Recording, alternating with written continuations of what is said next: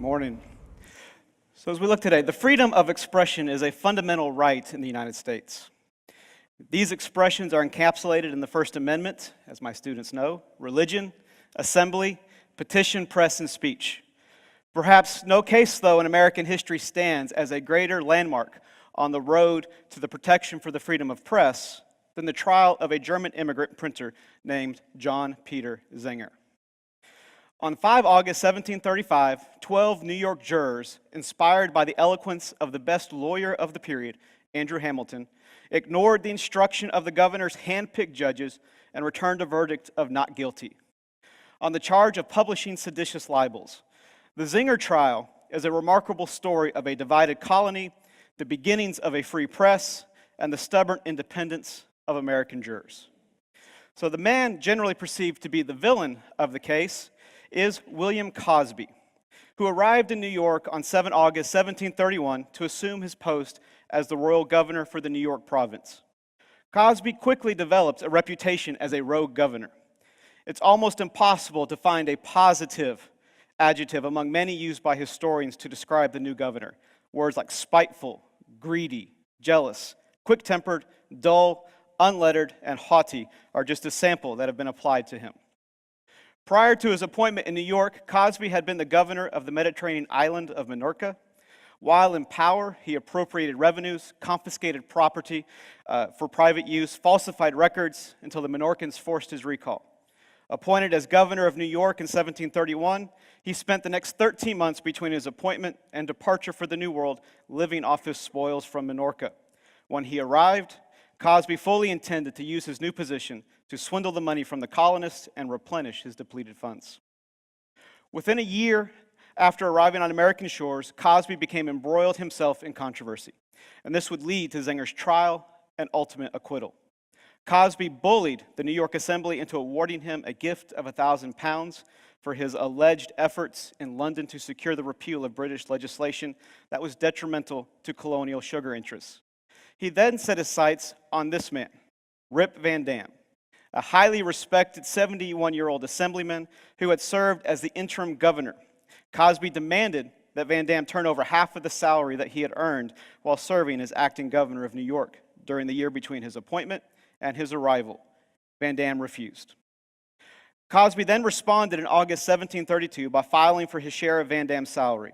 Knowing that he had no chance of prevailing in his case if it was left to a jury, Cosby designated the provincial Supreme Court to sit as a court of exchequer, or a court without a jury, to hear his suit. Van Dam refused to roll over, and his lawyers, James Alexander and William Smith, challenged the legality of Cosby's attempt to do an end run of the colony's established jury system. The decision on Cosby's creation of the new court fell to 3 members of the Supreme Court itself, and in April 1733, it voted 2-1 to uphold Cosby's action. Cosby wrote a letter to the dissenting judge, Chief Justice Lewis Morris, and demanded that he explain his vote. Morris did so, but to Cosby's great displeasure, his explanation appeared not in a private letter to the governor, but in a pamphlet printed by John Zenger. Cosby went ballistic, removing Morris as Chief Justice and replacing him with a staunch royalist named James Delancey.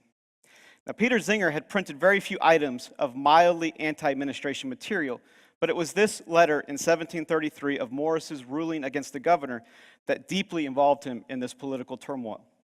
Following Morris's statement, a series of leaflets exposed Cosby's administration came off of Zenger's press. Cosby's action of firing Morris intensified the growing opposition to his administration among some of the most powerful people in the colony. Rip Van Dam, Lewis Morris, and attorneys James Alexander and William Smith became the leaders of this new popular party, a political organization that would constitute a serious challenge to Cosby's ability to govern. Peter Zenger's printing operation became New York's first people's press. Now, Cosby attempted to maintain his grip on power by employing Francis Harrison, a man called by historians as Cosby's flatterer-in-chief and his hatchet man, to become the censor and effective editor of the only established New York newspaper, the New York Gazette. Now, Harrison defended Cosby both in prose and strained verse, such as this poem that appeared in the Gazette's 7 January 1734 issue. Cosby, the mild, the happy, good and great, the strongest guard of our little state. Let malcontents and crabbed language write, though they cannot bite. He, unconcerned, will let the wretches roar and govern just as others did before. Now, James Alexander, the attorney, is often described as the mastermind of the opposition, and he decided to take the unprecedented step of founding an independent political newspaper. Alexander approached Zenger, who, along with William Bradford, the Gazette's printer, was one of the only 2 printers in the colony, with the idea of publishing a weekly newspaper that would be called the New York Weekly Journal. Zenger, who had made a modest living the past 6 years printing religious tracts, agreed. In a letter to an old friend, Alexander revealed the journal's mission. Enclosed is also the first of a newspaper designed to be continued weekly, chiefly to expose Cosby and those ridiculous flatteries with which Mr. Harrison loads our other newspaper, which our governor claims and has the privilege of suffering nothing to be in it, what he and Mr. Harrison approve of. It's then on 5 November 1733 that Zenger published the first issue of the Weekly Journal. The issue included a detailed account of the victory the previous week of Lewis Morris as a popular party candidate for the assemblyman for Westchester. Morris won the election despite the best efforts of Cosby to rig the election against him by having the sheriff disqualify all Quaker voters, based on the idea that Quakers only affirmed rather than swore an oath that was required for all voters. The election story, certainly written by Alexander, included this description of the sheriff's intervention. The sheriff was deaf to all that could be alleged on that side, and notwithstanding that he was told by both the late Chief Justice and James Alexander, one of His Majesty's counsels and counselors at law, and by one William Smith, counselor at law, that such a procedure of disqualifying the Quakers for affirming rather than swearing was contrary to law and a violent attempt upon the liberties of the people, and he still persisted in refusing the said Quakers to vote. No doubt, to the surprise and disappointment of Cosby, Morris won the election with the Quaker vote. The Journal's story of Morris' election being celebrated with a general field of guns from merchant vessels and loud acclamations of the people as he walked the streets conducted to the Black Tavern Horse, where a handsome entertainment was prepared for him. Conversely, Bradford's Gazette did not even mention that there had been an election. Subsequent issues of the Journal, in addition to editorializing about other dubious actions of the governor, contained ringing defenses of the right to publish, authored by Alexander, such as this offered in the second issue. The loss of liberty in general would soon follow the suppression of the liberty of the press, for it is an essential branch of liberty. So perhaps it is the best preservative of the whole. Even a restraint of the press would have a fatal influence. No nation, ancient or modern, has ever lost the liberty of freely speaking, writing, or publishing their sentiments, but forthwith lost their liberty in general and became slaves. Attacks varied from light satire in the Journal to harsh condemnation. The paper called Cosby Nero, a rogue, our affliction from London, and a fellow only 1 degree better than an idiot. The Journal, which sold for 3 shillings per quarter, grew rapidly in circulation and greatly strengthened the popular support of the movement. Cosby put up with the Journal for about 2 months. Then he decided that it must be shut down. The first efforts to silence the Journal occurred in January 1734, when Chief Justice Delancey asked a grand jury to return indictments based on the law of seditious libel. The jury refused.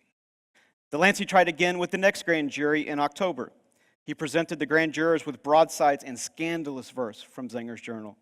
But the jurors, claiming the authorship of the allegedly libelous material could not be determined, and again, they refused to return an indictment. Then Cosby brought hard political pressure to bear against the council to do something. In the name of His Majesty's Council, 4 issues of John Peter Zenger's journals, entitled the New York Weekly Journal, were ordered to be burned by the common hangman or whipper near the pillory of the city. And it was further ordered that the mayor and magistrates of the city were to witness this burning. Francis outlined plans for a great burning and gave directions on this ceremony, but something went wrong. Nearly all the collected copies of the 4 condemned issues disappeared, and neither city officials nor citizenry showed up at the hour scheduled for the affair. Even the hangman was missing.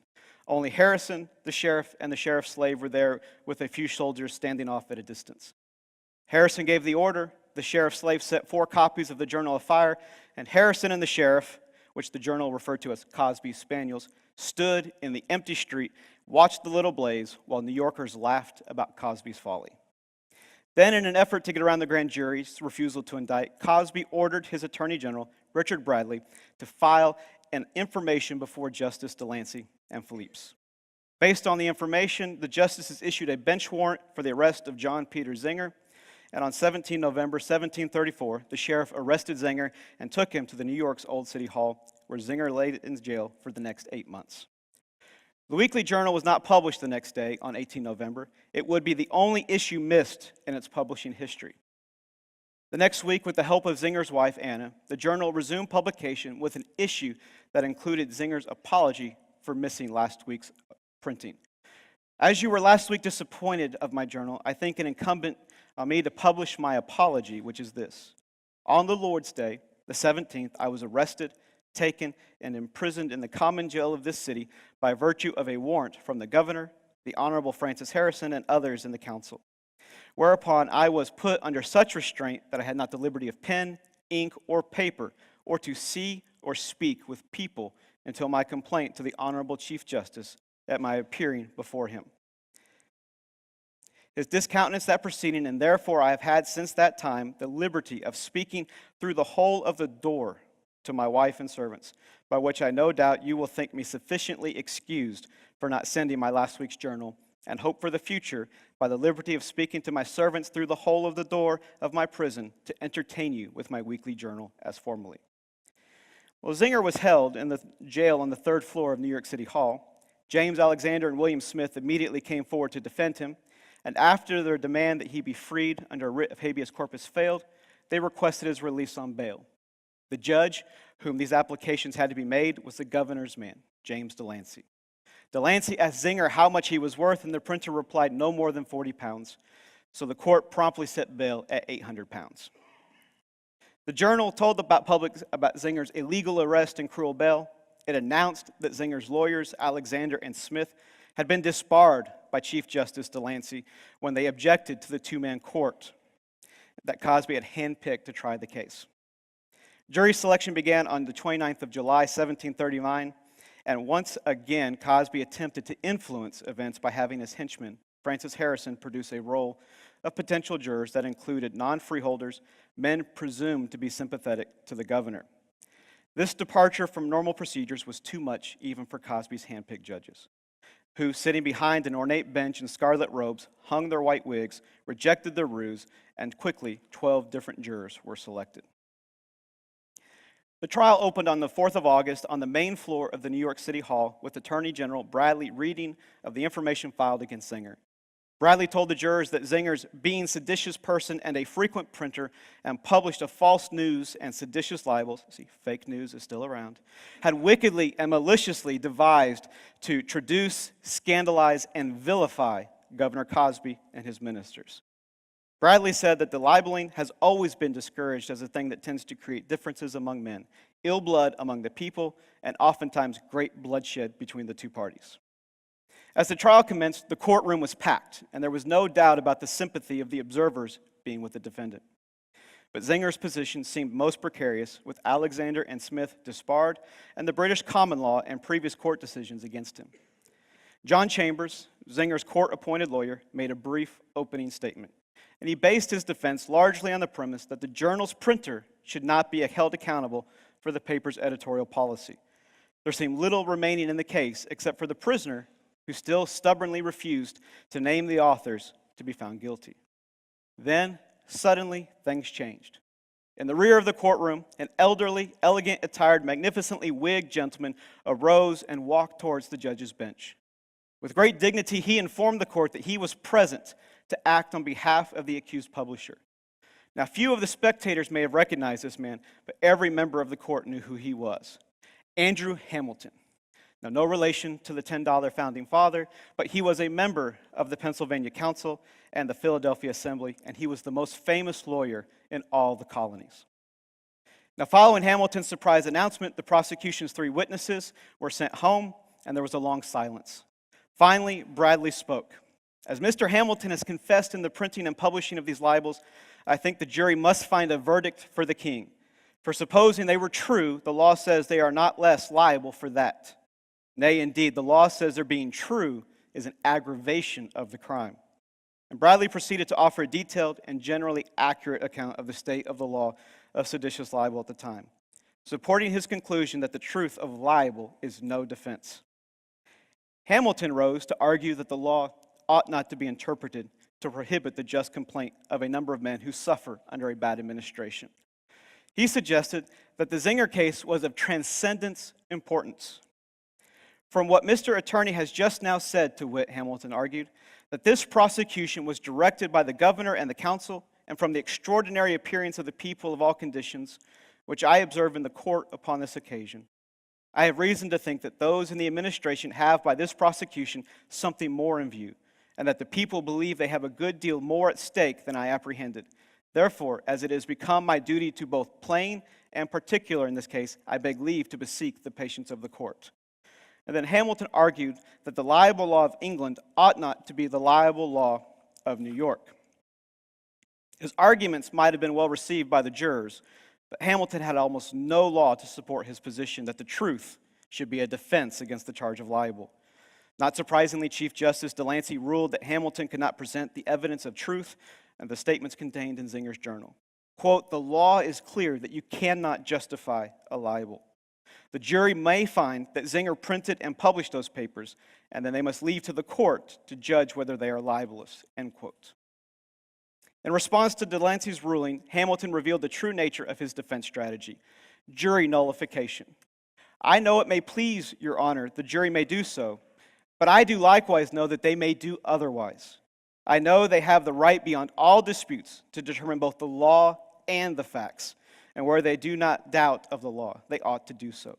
Leaving it to the judgment of the court whether the words are libelous or not, in effect renders juries useless, and to say no worse, in many cases. But this I shall have occasion to speak by and by. Now, Hamilton's lengthy summation of the jury still stands as an eloquent defense, not just of a German-born printer, but as a free press. It is a natural, it is a privilege, I will go farther, it is a right which all free men claim, that they are entitled to complain when they are hurt. They have a right to publicly remonstrate against the abuses of power in the strongest terms, to put their neighbors upon their guard against the craft or open violence of men in authority, and to assert with courage the sense that they have the blessings of liberty, the value they put on it, and the resolution at all hazards to preserve it as one of the greatest blessings heaven can bestow. The loss of liberty to a generous mind is worse than death, and yet we know that there have been those in all ages, for the sake of preferment or some imaginary honor, have freely lent a helping hand to oppress, nay, to destroy their country. This is what every man who values freedom ought to consider. He should act by judgment and not by affection or self-interest, for where those prevail, no ties of either country or kindred are regarded. As upon the other hand, the man who loves his country prefers its liberty to all other considerations, well knowing that without liberty, life is a misery.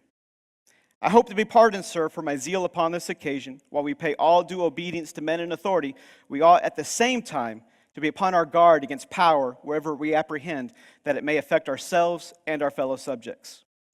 You see that I labor under the weight of many years, and I am bowed down with great infirmities of body. Yet old and weak as I am, I should think it my duty, if required, to go to the utmost part of the land where my services could be of any use in assisting, to quench the flame of prosecutions upon informations set on foot by the government to deprive the people of the right of remonstrating and complaining of the arbitrary attempts of men in power.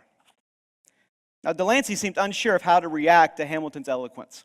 He instructed the jury that its duty under the law was clear, that there were no facts to decide. It was not to judge the law. Delancey all but ordered the jury to return a verdict of not guilty. The great pains, Delancey argued, Mr. Hamilton has taken to show how little regard juries are to pay the opinions of judges, and is insisting so much upon the conduct of some judges in trials of this kind, is done no doubt with a design that you should take but very little notice of what I might say upon this occasion. I shall therefore only observe to you that as the facts or words of the information are confessed, the only thing that can come in question before is whether the words set forth in the information make a liable. And that is a court matter of law, no doubt, and which you may leave to the court. The jury withdrew 10 minutes later, they returned. The clerk asked the court for the jury foreman, Thomas Hunt, to state the verdict. He responded, "Not guilty." There followed huzzas and shouts of joy from the crowd of spectators.